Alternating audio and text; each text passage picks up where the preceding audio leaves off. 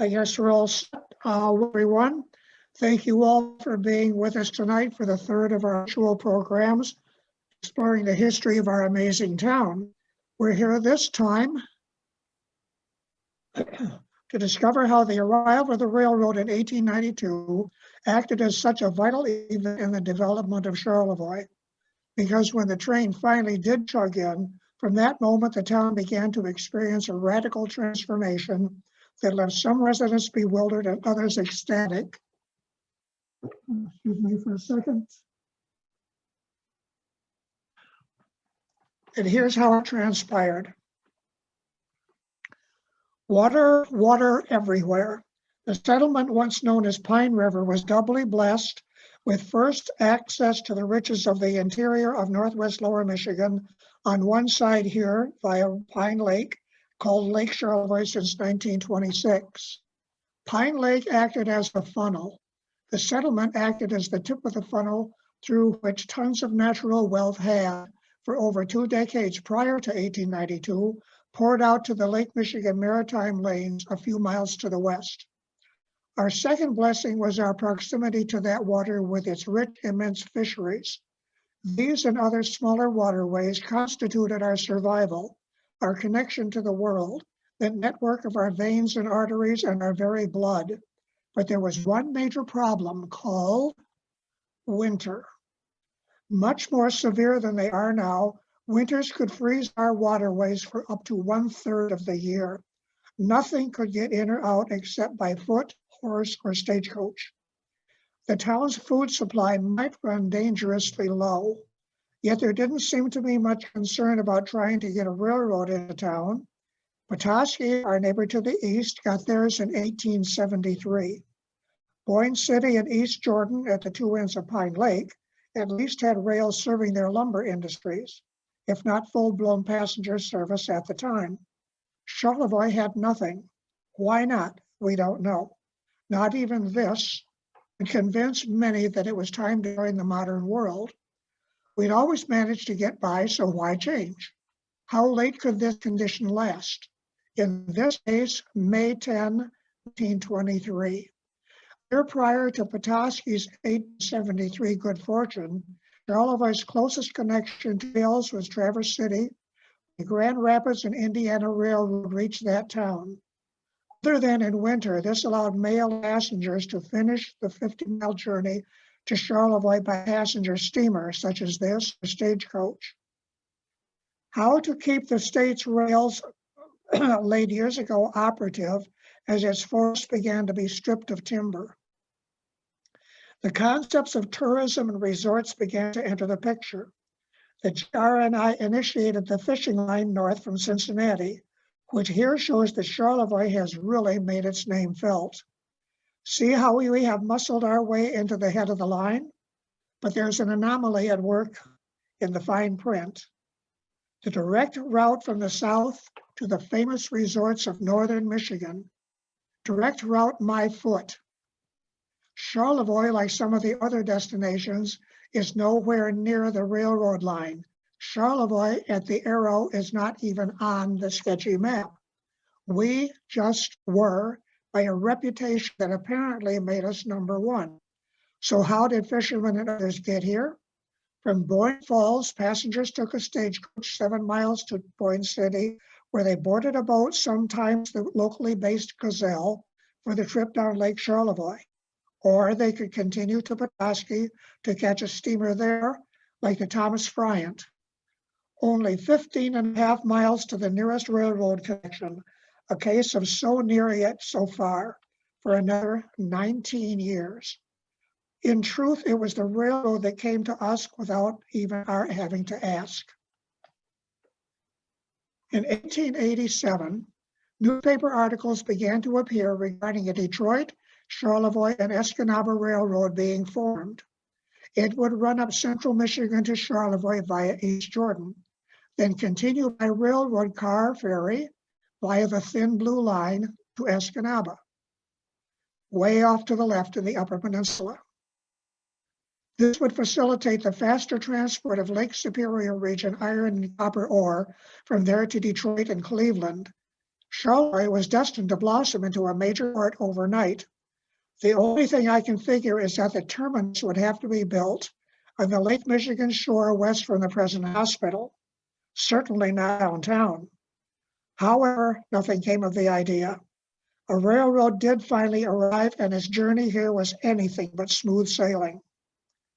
Sometime before 1891, the decision was made by the DC&E to go up at Mackinac to St. Ignace as a passenger line instead. The final railroad survey was from Kalkaska west to Williamsburg, north to Bel Air, then continued to Ellsworth, Charlevoix, and Petoskey. But now a new and fateful name appeared on the horizon. The Chicago and West Michigan Railway began to eye Charlevoix as the logical point through which to extend its own proposed line from Traverse City to the Straits. See in the middle how it too was connected into the eastern Lower Michigan market. In the meantime, the DC&E had begun talks with our city officials regarding the only real obstacle, how to get across our upper channel at far right leading into Pond Lake. This resulted in an informal agreement that if Charlevoix could raise $25,000 in bonds to erect a swing bridge there, the DC&E would bring the railroad through. A special village vote was held on August 20, 1888, and passed. So the railroad promised it would be finished by January 1st, 1893. The bonds were placed in escrow in a Chicago bank. Then we waited. The DC&E went to work in the summer of 1889 on a 16-mile stretch that would extend from 4 miles south of Charlevoix toward Ironton to a point 4 miles south of Petoskey. At that time, the Chicago and West Michigan claimed much too optimistically that its line would be complete from Petoskey to Mackinac before the other line was done. 2 railroads for Charlevoix, exclaimed Willard Smith, editor of the Charlevoix Sentinel and the town's leading cheerleader for this project. Nothing worked out as planned. Within a few months, Smith wanted to crawl into a hole and die of mortification because by the end of October, work ground to a halt. The DC&E was not paying its bills, and its work now stood untouched. Another worry loomed. A downstate paper claimed that the Chicago and West Michigan might be forced to veer off to the east from Bel Air to East Jordan and Boyne City because of topography problems, thus cutting Charlevoix off from a main line. A spur line could be run west from Petoskey to here, an unacceptable prospect. A bewildered and downhearted Charlevoix wondered what was going on. The Chicago and West Michigan went ahead and graded to Bel Air by the end of 1889. Notice the spelling of the town, Bel Airs. From there, it sent survey crews out over the region west of Pine Lake to find the best grading options, and wherever they were spotted, the rumor mill started grinding anew, leaving emotions in a turmoil. Libelous newspaper wars erupted between the communities. But in September of 1890, word of a final decision came. The closed-mouthed C&WM had filed papers of intent with the state of Michigan and Charlevoix County to come straight north to us through Bel Air. Charlevoix let out a huge sigh of relief. The DC&E emerged from bankruptcy greatly reduced and tried to re-enter the fray, but its doom was sealed. By February of 1891, the failed line was come to the hands of the Chicago and West Michigan. In mid-May of 1891, J.W. Harris, a C&WM civil engineer, and assistants were living here and making things happen both north and south of town. "Start moving," shouted Willard Smith, Sentinel, now recovered from his humiliation and with his normal game on with exclamation point phrases like, "Renew your grip, brace yourself for the boom, get ready to holler and let us rejoice." Smith was so excited it was a wonder the man didn't turn inside out. In late May arose the question of which side of the upper channel to place the depot. The future name Belvedere Club lobbied for it to be placed on their grounds at the foot of Belvedere Avenue, since the track passed over a long stretch of the resort's lakeside property that it had been forced to relinquish its right-of-way. They had grumbled at this disrupting encroachment and loss of land, but there wasn't much they could do about it. However, the matter was settled not in their favor. The railroad deemed their depot's current location at Depot Beach to be much better placed to serve the community. The resort was appeased with a promise it will be getting its own smaller passenger station and package freight building. This would alleviate the almost 2-mile trip around Round Lake that would be otherwise necessary.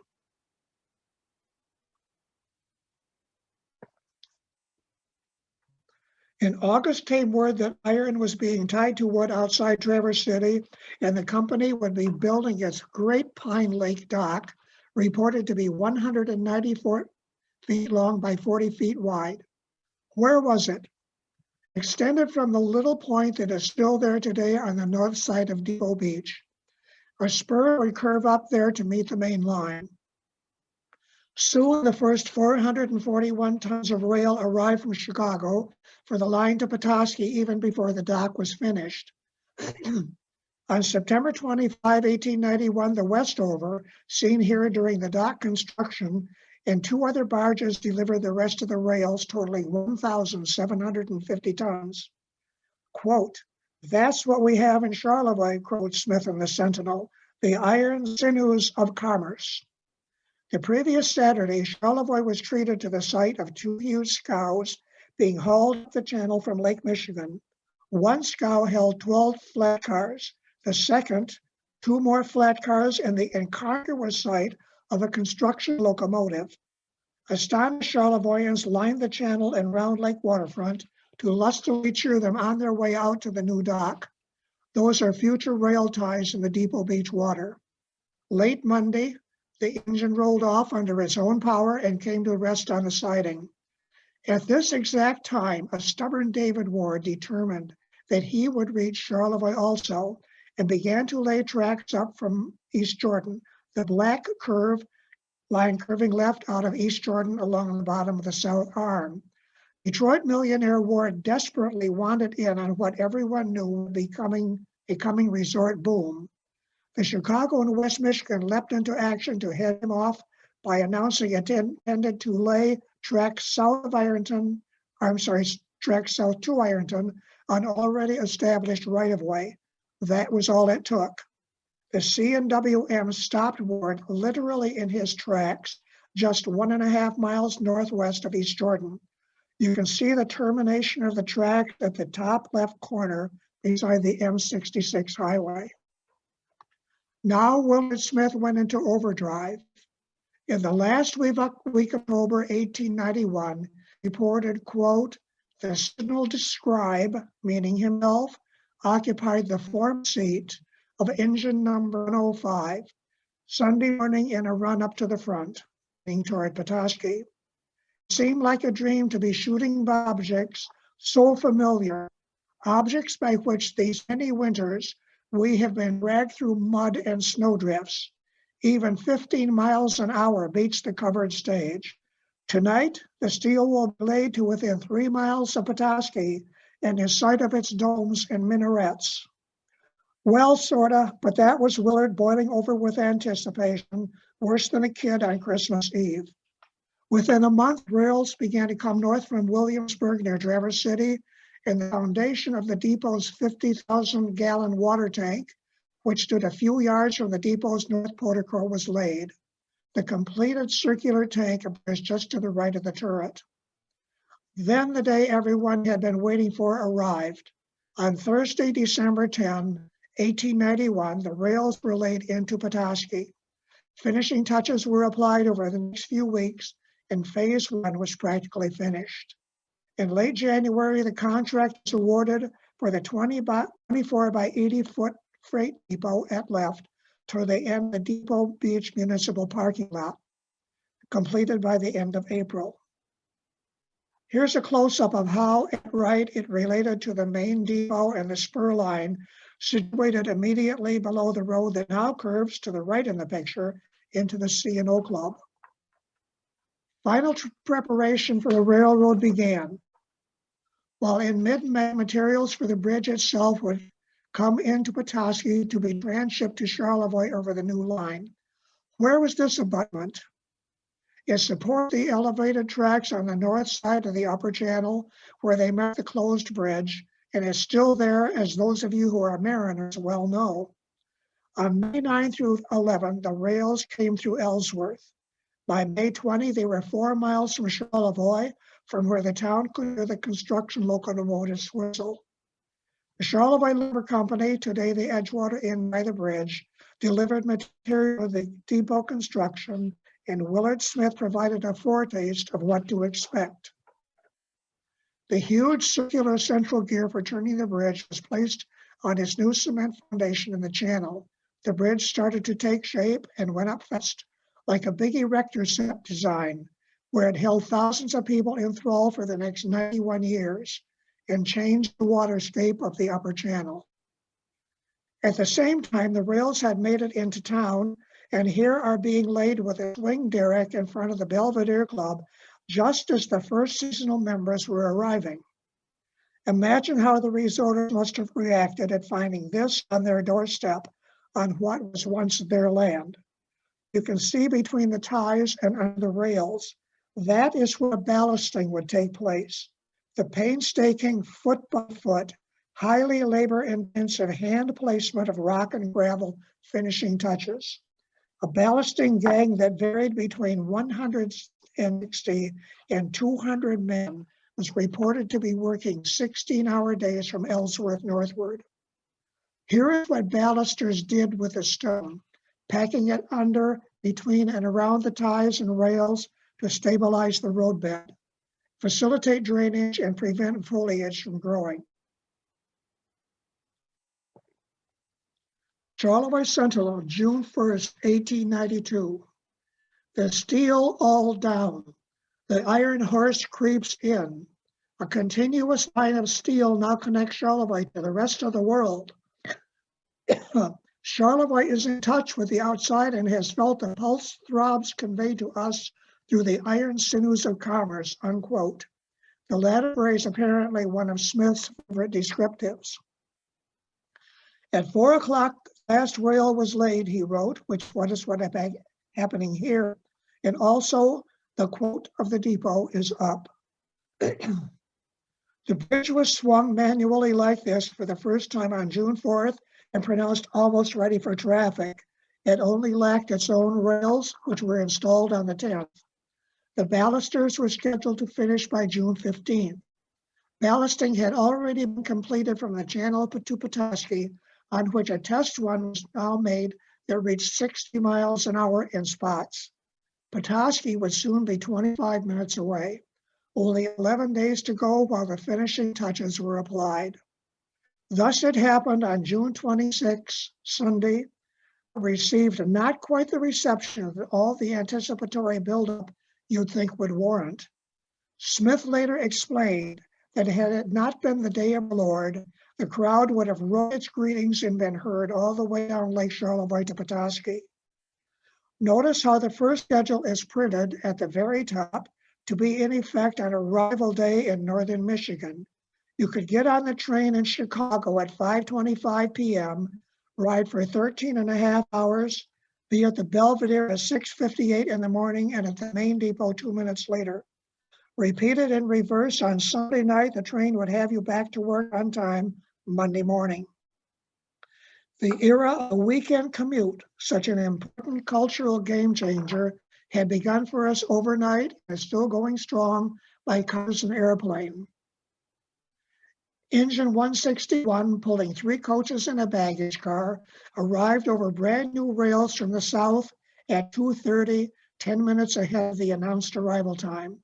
I've reversed this photo to give the effect of arriving from the south, but that is the same model engine plus baggage car and coaches. And here it is, or a later version, comes over onto the bridge and is headed toward an enormous welcoming crowd. It pulled into a still unfinished depot. Tickets were sold out of the freight depot for the next month. A large group of people boarded, enjoyed the afternoon and evening in Petoskey, then came back as late as 10:30. As Smith later expressed it, There was music in the brakeman's voice as he shouted Charlevoix to the passengers returning to their homes, happy at the thought that the days of compulsory staging and steamboating were things of the past. Bid your last goodbye to Petoskey sleigh riding trips. No more long winter jaunts to Petoskey to get a railroad train, unquote. Now it was time to tear loose on July 4, 8 days later, and celebrate we did. Charlevoix had never seen anything like it. As Smith said the following week, we covered ourselves all over with glory. It was a stupendous, colossal, gigantic blowout. The invitation to join the party went out to everyone in Northwest Lower Michigan. Everybody coming to Charlevoix to celebrate, said Willard. Charlevoix is the word, and indeed it was. 3,000 from Petoskey alone. We don't know why Central Lake at the end of the first paragraph was excluded. They must have said something bad even though they were on the route. Norwood would be depopulated. 400 people carried on 2 scows towed up from Boyne City. I think the Coast Guard today would have something to say about that. In all, an estimated 10,000 people turned up for events galore. There probably never was a more grand and glorious time in the entire history of Charlevoix to match the day that greeted the arrival of the railroad. This is what the depot looked like in the very beginning, before landscaping started. And this was, believe it or not, the original color scheme as we discovered and promptly implemented a couple of years ago. The interior, the Sentinel said, was metropolitan in every respect. After a couple of weeks went by, after so many months of anticipation and celebration, Willard began to decompress and come down from his high. He lapsed into a reflective mood and wrote this headline for an article about what had happened to Charlevoix to change it, as he well knew, immediately and forever. He wrote, for many years, Charlevoix looked forward to uninterrupted navigation between Lake Michigan and Pine Lake. The blessing was secured. Willard was referring to the epic 1869 cutting of the channels. Then we cast our eyes forward for the sight of a locomotive. It is here. To what shall Charlevoix next turn its attention? Or shall we set down contented with what has been accomplished? There is yet much to be accomplished for Charlevoix. What we have accomplished is only the beginning. Truer words were never written. I don't think Willard had any inkling of what was about to happen once winter had been conquered. Charlevoix was now on the launch pad, ready for liftoff, and away we flew. The first immediate effect was the ability to whiz to Petoskey in less than half an hour on what was called the dummy. The local train that in the beginning complemented the original 3 regular daily trains with 4 more trips per day, totaling 7 chances to journey over and shop till you drop. Willard said of it on July 6, the elegant local service between Charlevoix and Petoskey is a continued subject of comment. In the same column, he also reported, the first victim of the new railroad was Myron Gear's dog. A northbound train cut him in 2 several times last week, and Myron mourns. I will spare you the gory later reportage of what the trains did to unfortunate humans.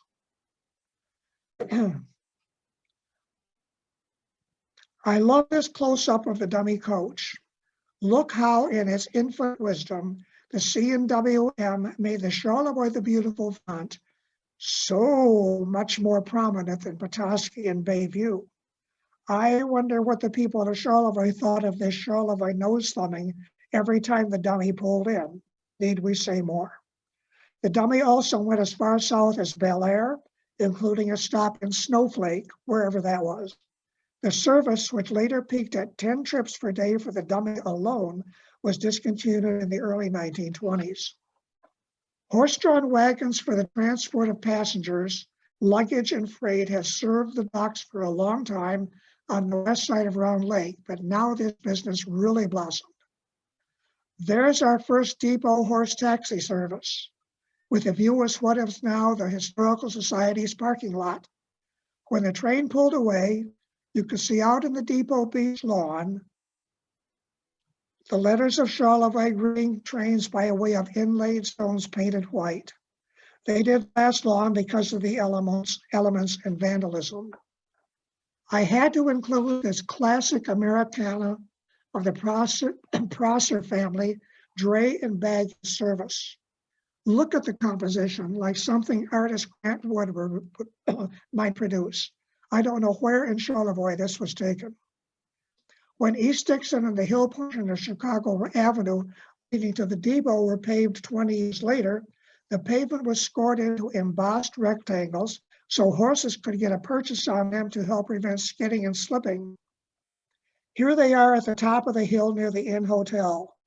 This pavement scoring continued down Dixon Avenue all the way to US 31.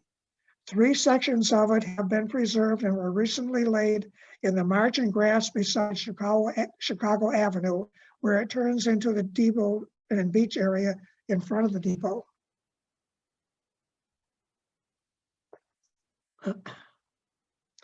The advent of an improved internal combustion engine soon made the textured pavement a moot point. This photo of Newton's transfer service beside the Chicago Club fence gives an indication of what went on here for decades. I count at least 10 trunks. After the depot opened for business in the 4th week of July, the next was to finish the Belvedere's Promise Station in August, at the same time the railroad painted the bridge E green.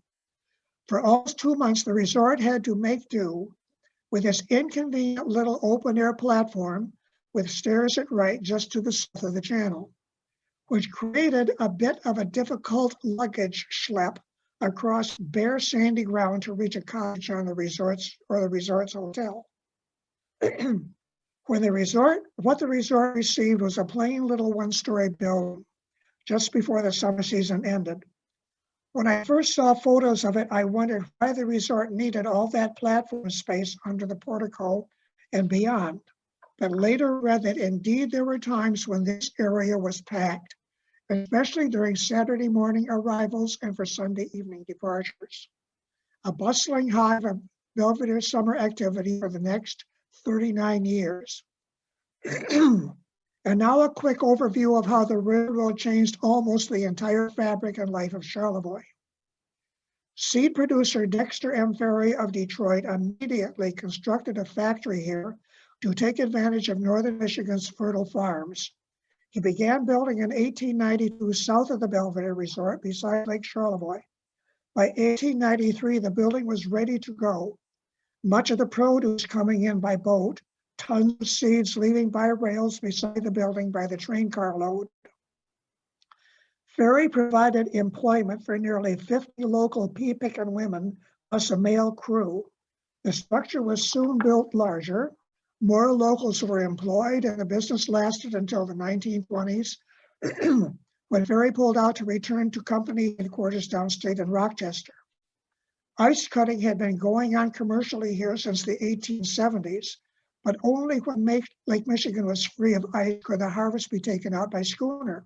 Now, ice can be lifted directly into boxcars, packed in insulating sawdust, and sent out at once.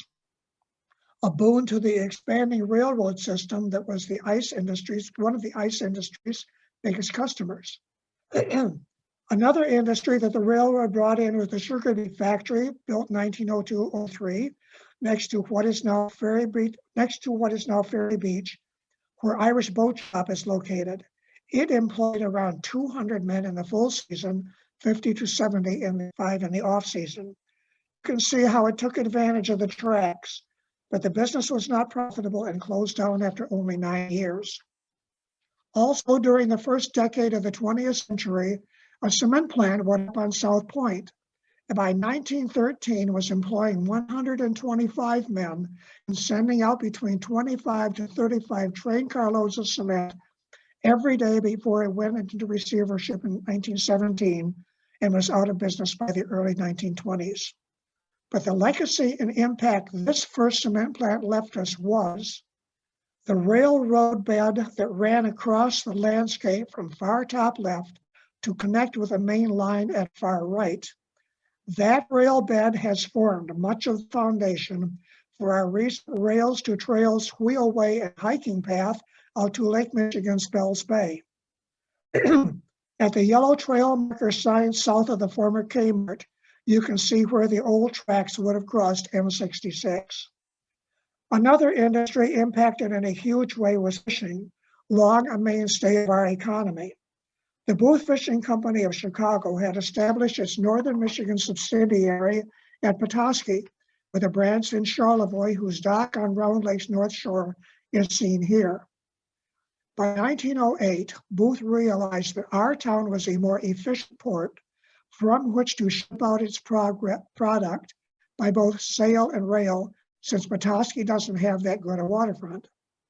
So it uprooted the entire Petoskey operation and transferred the complete physical plant over here to the Lake Charlevoix shore just south of the depot where the C&O Club is now.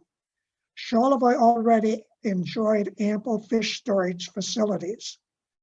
Combined with what arrived from Petoskey, we could now boast a freezing capacity for 1 million pounds of fish. That single move made Charlevoix the largest fish exporting point on the Great Lakes. And puzzling as it might be to connect the two, the arrival of the railroad jump-started the growth of the rival passenger liner business. The mighty 274-foot Manitou, the Greyhound of the Great Lakes, was launched in 1893 to carry passengers between Chicago and Mackinac. The company quickly learned there was so much inquiry about and demand for Charlevoix that it began to stop here 3 years later. So successful was this move that 2 years after that, the company lobbed off every Michigan port to the south of us to make, along the bottom red line, a record-breaking 20-hour nonstop run between Chicago and Charlevoix, 3 times a week, total of 6 stops. Smaller passenger boats could take 40 hours. You might think I'm going off on a tangent here, but I'm not. Passenger vessels and the railroad unwittingly developed a mutually beneficial symbiotic relationship as word of what the Michigan North Country had to offer now began to spread like wildfire across the nation. It happened so fast that neither passenger vessels nor rail alone could handle all the exponentially increasing demand. More liners were on the way, such as the sister ships Missouri and Illinois at top, and a decade later, the likewise sister ships North and South American at bottom. By 1918, it is claimed that over the previous 20 years, on average, every year, 75% of tickets sold for the Manitou were destination Charlevoix. Think what the percentage must have been for the railroad. In one span of years, all of these boats were operating at the same time, and they all came to Charlevoix. What I'm leading to is that because of the arrival of the railroad and the massive exposure it helped generate, passenger liners flourished also.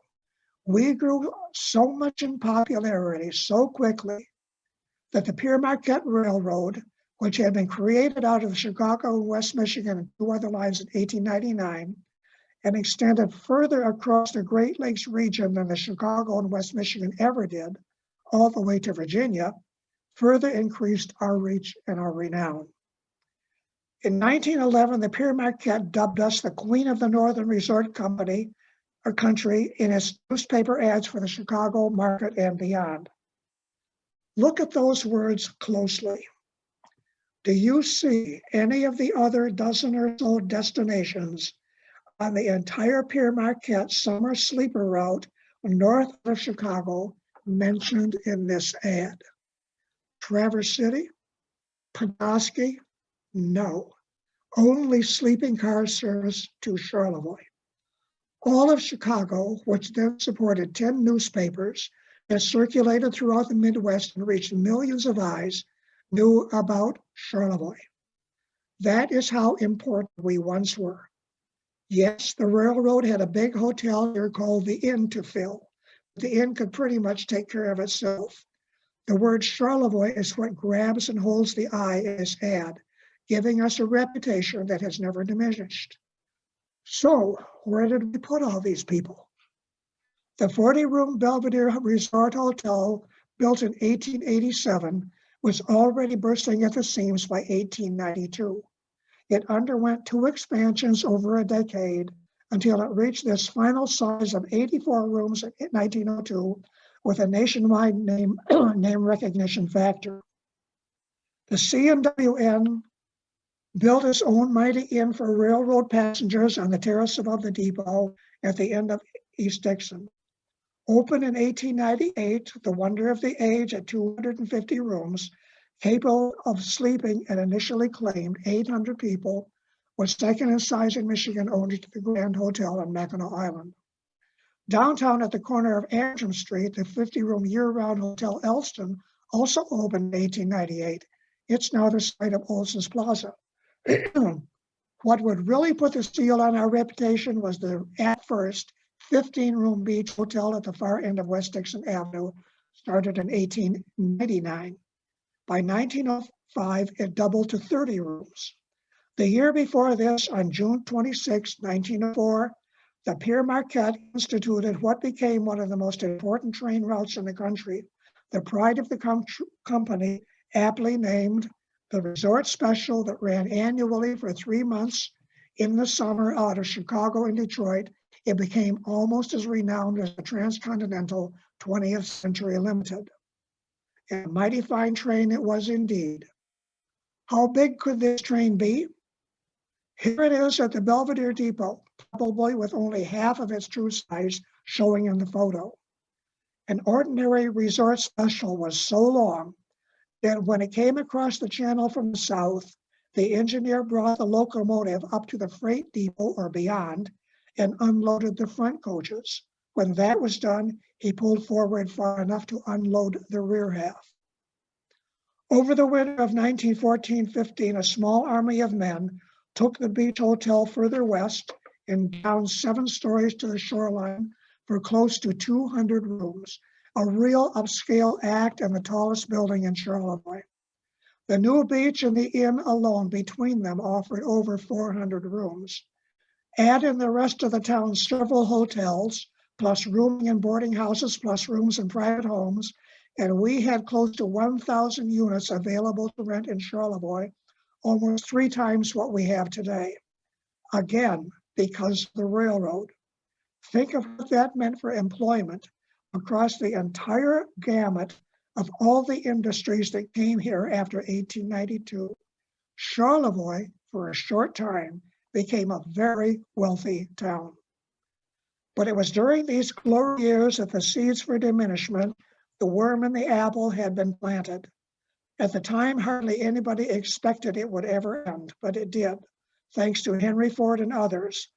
After these cars rolled off the assembly line, they all headed for Charlevoix, or so it looked. This photo of Bridge Street, south from Park Avenue, was taken in 1922, most of the cars having arrived by boat, a few by train. These methods avoided damage that might result from travel on Michigan's then primitive roads. But on into the 1930s, even with the Depression at full throttle, roads began to improve, car ownership began to soar, and the passenger railroad was slowly inching to the brink of what could have been obsolescence.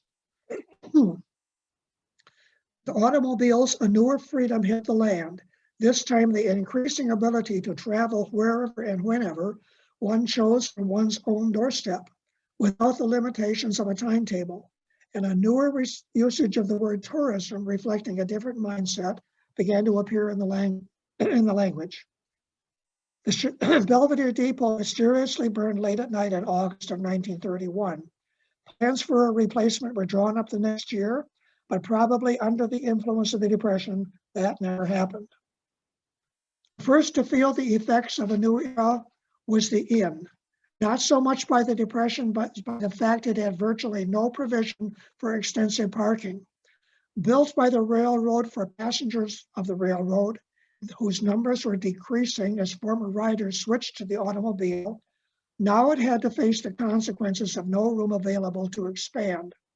There had to have been other factors also at work against the inn, because the also parking challenged Belvedere and Beach both weathered the Depression storm.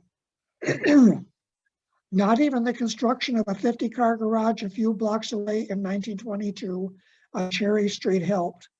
1940 had to be the inn's last season when the Père Marquette put it in limbo to decide what to do. That didn't take long. In the fall of 1941, the furnishings were auctioned off, and down she came. At this exact same time, the Foster Boat Company was formed in the Old Ferry Seed Building, specializing in small, lightweight craft. In 1944, the Federal War Department commissioned the company to build what were called storm boats out of plywood, designed to ferry Allied troops across the rivers of Central Europe during the push to Berlin. They were easily stackable and went by rail flat car from the building down to Willow Run Airport in Ypsilanti to be loaded for air transport to the European theater. Thus, a Charlevoix industry and its convenient out-the-door rail connection did their share in bringing World War II to a close.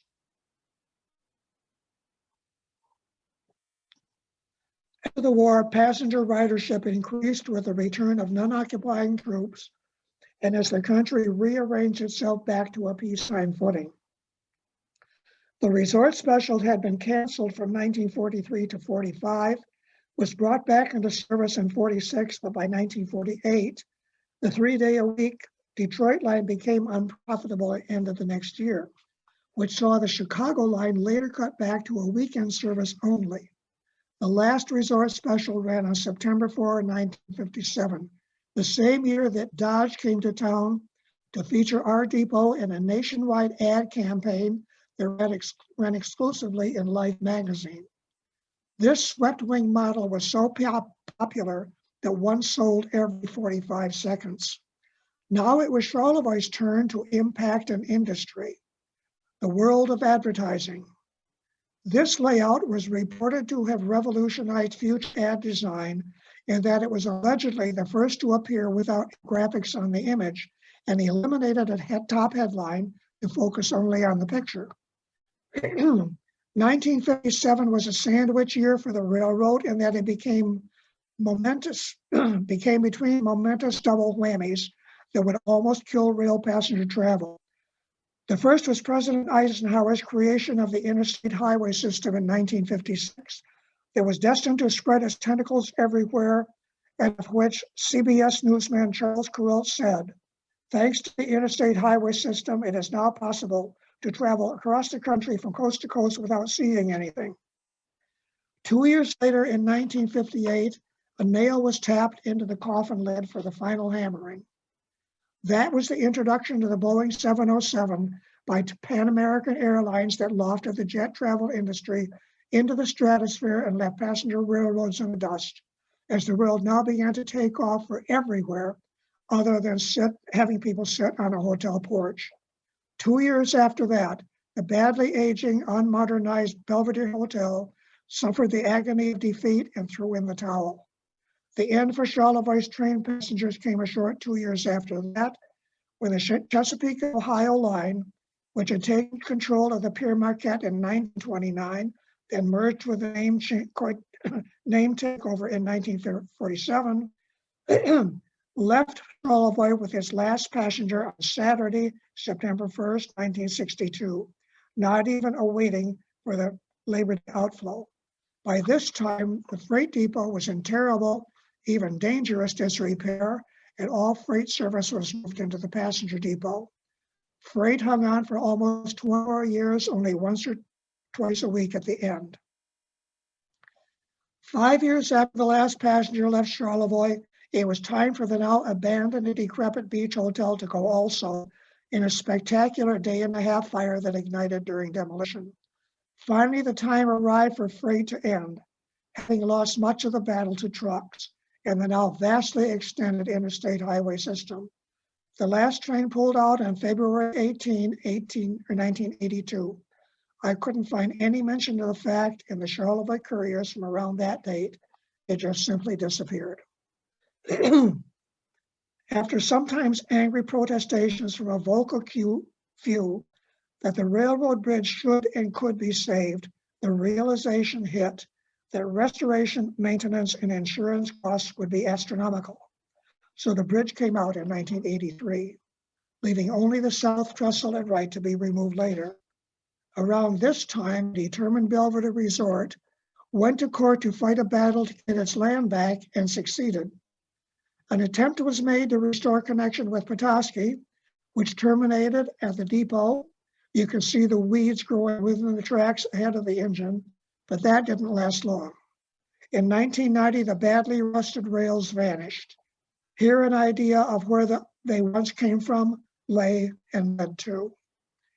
The C&O had leased the south part of the depot to a few parties after 1962 until it came into the hands of the Charlevoix Yacht Club, reportedly in 1975. They, like any healthy outdoor organization, love to have a good time.